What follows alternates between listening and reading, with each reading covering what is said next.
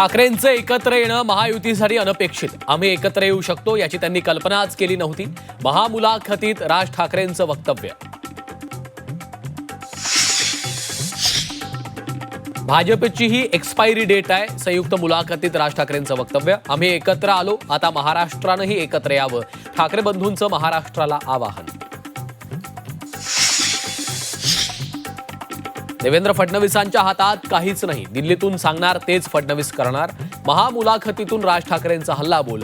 चंद्र सूर्याचे दाखले दिले तरी वरच्यांच्या मनात असेल तेच होणार, असं विधान.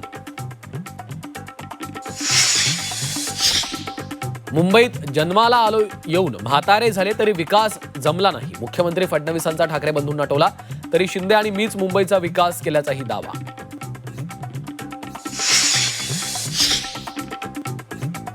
आम्ही मुंबईत संघर्ष करून म्हातारे झालोय. तुम्ही तरुण आहात, नागपूरचा काय विकास केला? संजय राऊतांचा फडणवीसांना खोचक सवाल. अमरनाथ प्रकरणामुळे भाजपचं ढोंग समोर आलं. 12 नगरसेवकांच्या पक्षप्रवेशामुळे राऊतांचा हल्लाबोल. भाजप चोऱ्या माऱ्या करून पक्ष वाढवत असल्याचाही आरोप.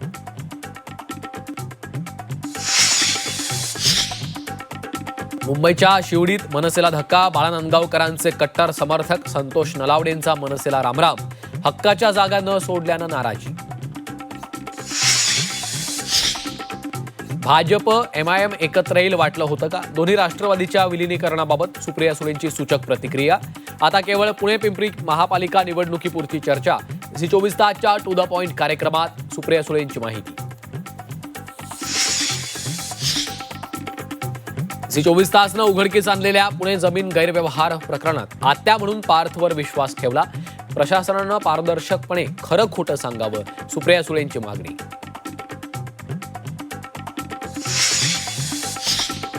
भाजप उमेदवार निलेश भोजनेंना कोर्टाचा दिलासा. निलेश भोजनेंना निवडणूक लढण्यास परवानगी. भोजने नवी मुंबईतले भाजपचे उमेदवार.